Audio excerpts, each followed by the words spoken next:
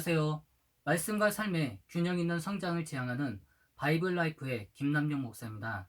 오늘은 창세기 5장 1절에서 32절의 말씀을 가지고 에녹이 300년 동안 하나님과 동행한 이유라는 주제로 말씀을 함께 살펴보겠습니다. 창세기 1장에 보면 인간은 하나님의 형상대로 지음을 받았습니다. 그런데 오늘 본 말씀 5장에 보면 인간은 하나님의 형상대로가 아닌 자신의 형상과 같은 아들을 낳았다고 기록하고 있습니다.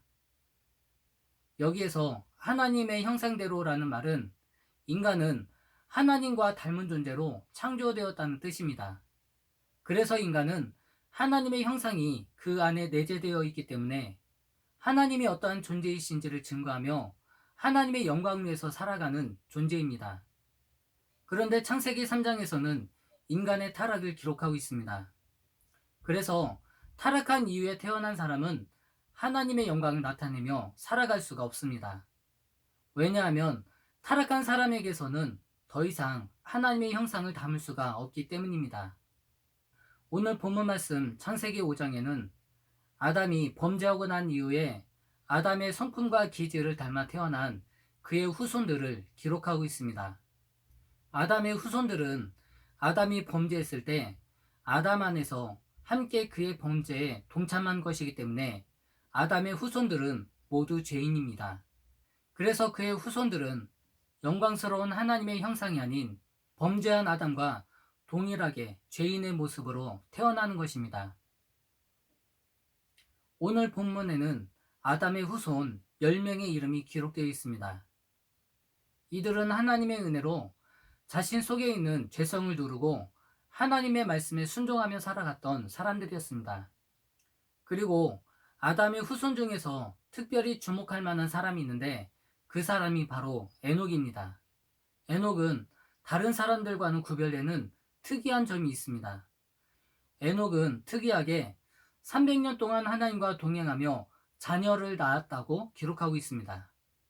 그래서 오늘은 에녹은 왜 300년 동안 하나님과 동행하며 살았는지 함께 살펴보도록 하겠습니다. 에녹은 65세에 무드셀라를 낳은 이후부터 하나님과 동행하는 삶을 살았다고 기록되어 있습니다.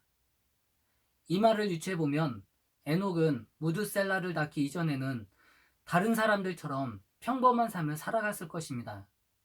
그런데 무드셀라를 낳은 이후부터는 하나님과 동행하는 삶으로 변화되었습니다. 그렇다면 에녹은 왜 무드셀라를 낳은 이후부터 그의 인생의 방향이 하나님과 동행하는 삶으로 변화되어진 것일까요? 사실 정확한 이유는 알 수 없습니다.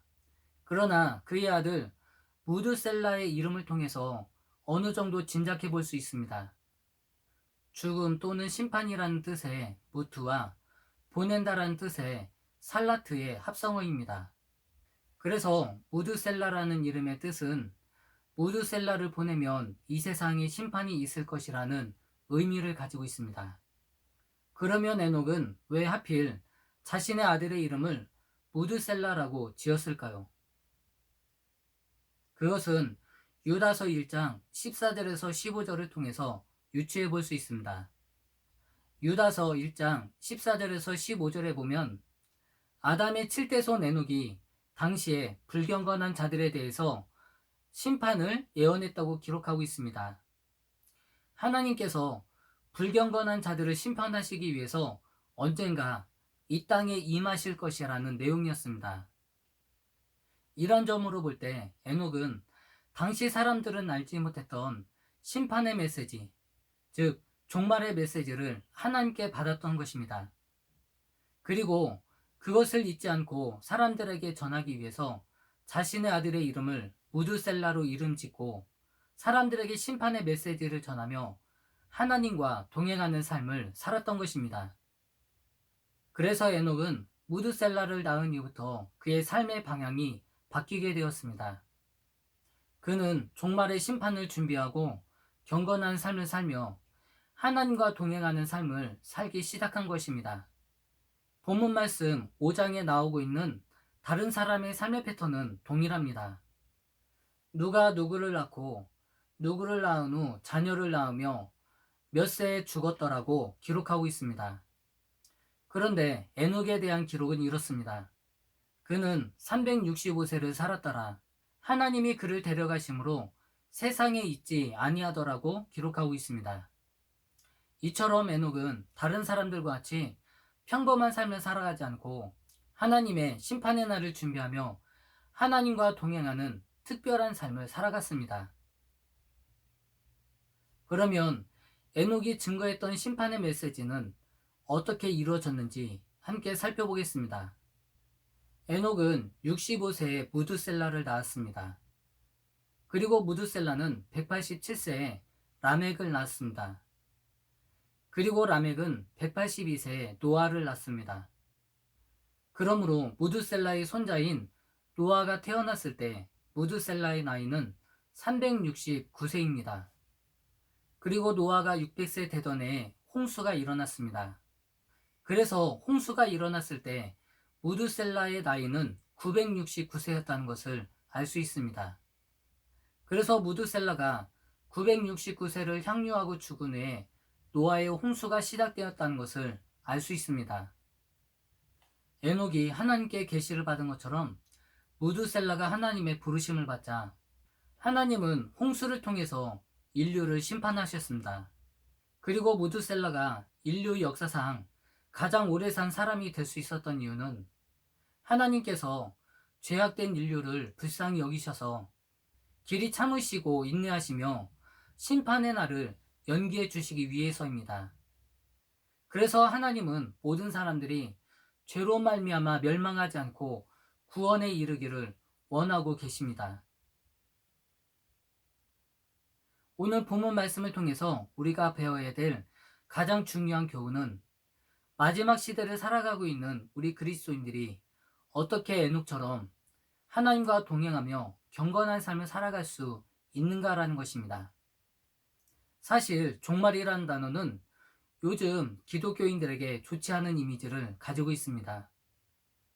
왜냐하면 이단들이 기독교인들을 주로 종말이라는 단어를 통해서 유혹해 왔기 때문입니다.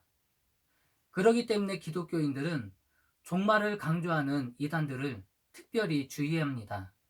그럼에도 불구하고 우리는 반드시 종말을 준비해야 됩니다. 그러나 주님께서는 그 시한과 때는 알 수 없지만 주님께서는 오신다고 약속하셨기 때문에 반드시 종말은 찾아옵니다. 그러나 주님께서는 그 기한과 때는 알 수 없지만 오시겠다고 약속하셨기 때문에 우리는 마지막 때를 준비하고 기다려야 합니다. 그러므로 하나님의 심판을 예언했던 에녹이 어떻게 경건한 삶을 살아갔는지를 살펴보는 것은 무엇보다도 중요한 것입니다. 하나님과 300년 동안 동행하며 살았던 에녹의 삶은 과연 어떠한 삶이었을까요? 에녹에 대한 이야기는 창세기 5장 21절에서 24절까지 기록되어 있습니다. 이 짧은 4개의 구절 속에서 하나님과 동행하며 살았다는 말씀이 2번이나 반복되고 있습니다. 여기에서 동행한다는 뜻은 결혼한다는 의미를 포함하고 있습니다. 종말을 인식하게 된 에녹은 하나님과 부부처럼 친밀하게 살았다는 것입니다. 그러므로 마지막 시대를 살아가며 종말을 준비하며 살아가는 우리 역시 하나님과 친밀하게 살아가야 한다는 것입니다. 그러므로 에녹이 보여주고 있는 경건한 삶은 무엇입니까? 성경을 아무리 살펴봐도 에녹이 특별히 착하고 선한 삶을 살았다거나 공로가 있거나 도덕적, 영적 우월함이 있었다는 말은 찾아볼 수가 없습니다. 그러므로 에녹이 보여주고 있는 경건은 자신의 있는 모습 그대로를 보여드리고 도움을 요청하며 그분만을 믿고 의지하며 동행하는 삶을 살아가는 것입니다. 그러므로 우리는 우리 안에 자리 잡고 있는 모든 가식적인 모습을 내어버리고 주님의 말씀을 따라 전적으로 의지하며 순종하는 삶을 살아야 할 것입니다. 오늘의 말씀을 간략하게 정리하면 에녹은 평범하고 일상적인 삶을 살아갔던 사람이었습니다. 그런데 그는 하나님의 심판과 마지막 종말의 때가 가까이 옴을 인식하고 하나님과 동행하는 삶을 살게 되었습니다. 오늘 우리가 살고 있는 삶도 마찬가지입니다.